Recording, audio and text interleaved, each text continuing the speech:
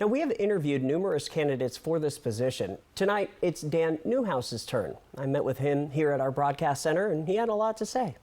Who's Dan Newhouse? Well, gosh, I'm a farmer. I think if anybody asked me, that's what I love to do, and that's what my life has been. Born and raised on a farm in central Washington, still on the farm. We still have it in the family.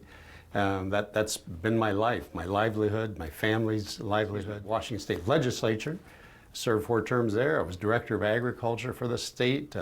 Been in Congress now for several terms. But, you know, I'm a central Washingtonian. I have a question. Why did you get into politics? Well, you know, that's a good question because everybody has to be motivated by something.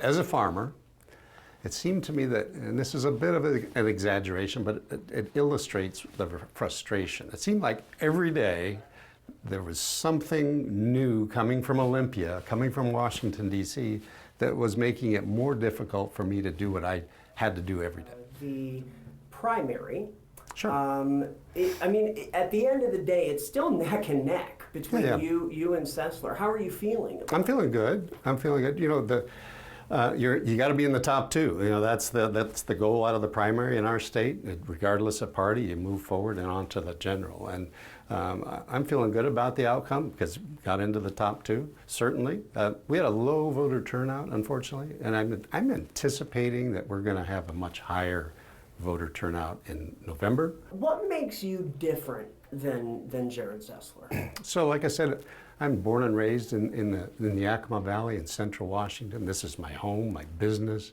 my family is here. You know, my son's running the farm, and I want to make sure that he's able to be successful on into the future. My daughter's in law enforcement, so I see that side of things and the challenges that we have there. And like I said, the issues we face are my issues because I live them every single day. And I think having someone that has the experience that I do, the leadership that I do, and the position that I hold in Congress is, at this point in time, so many critical issues that we're facing domestically, locally, internationally.